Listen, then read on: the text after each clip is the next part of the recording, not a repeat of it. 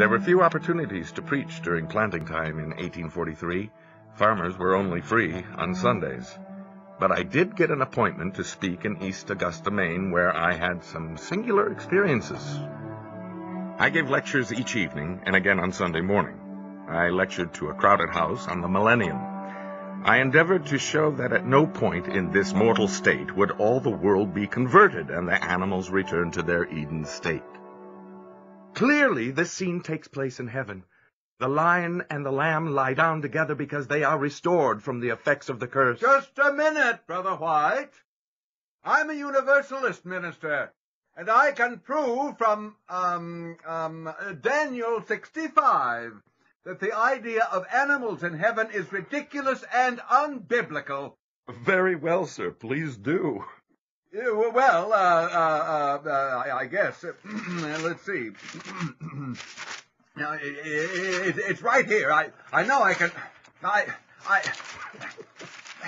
Well, it's obvious that Daniel has been torn out of my Bible. Here, sir, you may borrow mine.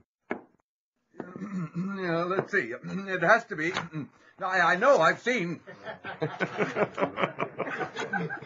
Sir, no one can find Daniel 65. There are only 12 chapters in the book. I believe what you're looking for is Isaiah 65. Are you sure? They shall not build, and another inhabit. They shall not plant, and another eat. That's it. Yes, that's the chapter. Then how about this verse? The wolf and the lamb shall feed together, and the lion shall eat straw like the bullock, and the dust shall be the serpent's meat. Shall I go on? No, that's enough. The time to choose is now, my brothers and sisters. Where will you stand on that day? If you want to be ready to go home with the Lord, stand now. Pray for me, Brother White. I don't want to wail in hell. I was once a Christian.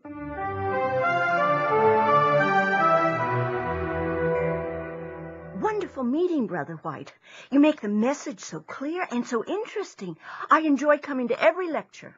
I'm grateful for the opportunity to present the word, ma'am. Looks like you ain't the only one enjoys the meetings, Elvina. Look over there. Well, can you beat that? He's here again. Who's here? It's Walter Bolton.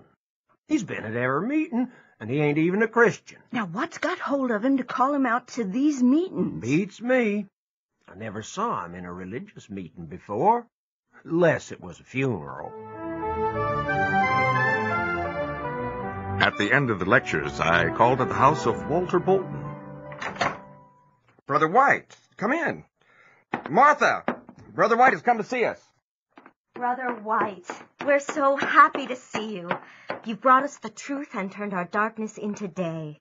You believe the message, then? With all our hearts and minds.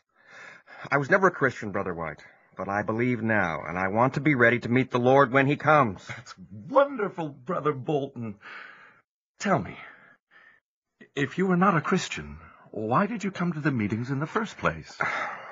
When you rode into town, I recognized you, as though we had been acquainted for years. How can that be? I saw you in a dream. I heard you speak. The people asked you questions, and you answered in Bible text, in a manner of strong conviction. When you rode in, my dream came to my mind with such force that I had to hear you speak. I'm glad you did, brother. And when I did, you quoted some of the very text I heard in my dream. My feelings were beyond description. We have all been blessed, Brother White. Before you go, will you please pray for us? I bowed with this dear family in prayer and parted from them in tears. I returned to Palmyra, where I was ordained a minister in the Christian denomination. Well, Elder White, you're now an ordained minister. How do you feel about that? Well, I'm glad to say the title no longer scares me, Father. I'm perfectly willing to serve the Lord as his minister. I will go wherever he sends me. Oh, now you should rest for a while before you go anywhere, James. I can't rest long, Mother. As soon as the snow is gone, I intend to be about God's work. As I traveled, I found warm fellowship with many firm believers. They welcomed me into their homes, and together we rejoiced in the near Advent. In the early summer, I returned home. Have some more, James. It'll put some meat on your bones. I declare you look thin as a rail, son. Oh, Mother, you'll stuff me so full, I won't be able to walk. Well, just another smidgen more. Oh. By the way, when I was in Portland, I heard a remarkable young woman named Ellen Harmon speak at a testimony meeting. Oh, a young woman. Yes, Father. She's a frail girl, about 16, I think. Seems very intense and very sincere about the soon coming of the Lord. She is a most astonishing young woman.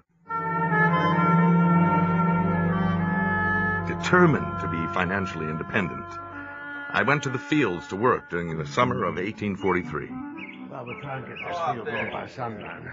Well, I see you're right on time, White. I don't know if you know any of the rest of the mowing crew. I know a couple of them. One of them is from Palmyra, Right?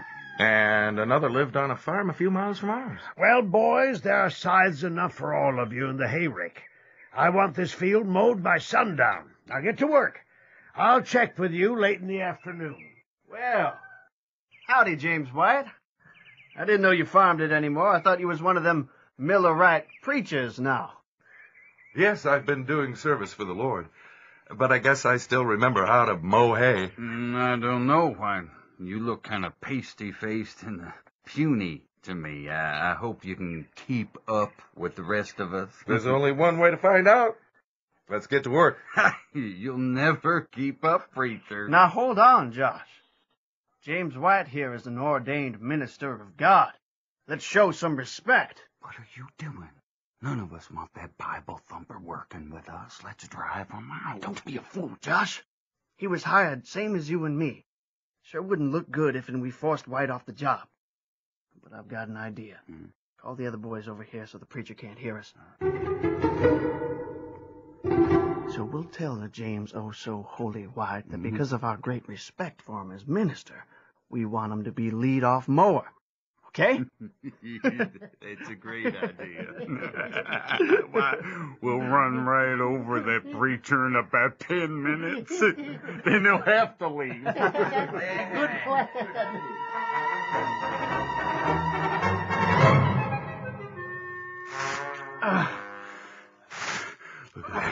Look at that preacher go. He's cutting the swath twice as wide as the ones we're cutting. He's half a field ahead of us. No matter how fast we cut, we just can't keep up with him. Well, look. He's finally going to rest in the shade of that big elm tree. Now maybe we can catch up.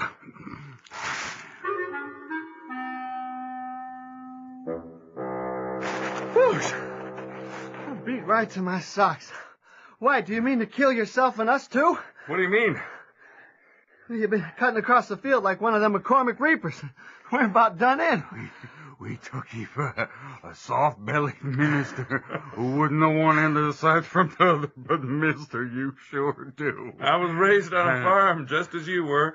I've mowed hay all my life. That's about the hottest day we've had all summer, yet you taking no beer or liquor? How do you do it, James? I've got a helper. A helper? That's right.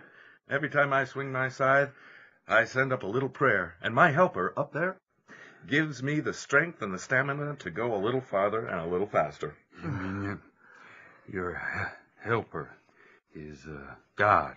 Yes, my helper is God, and he could be your helper too, if you'd let him. Well, fellas, let's get back to work.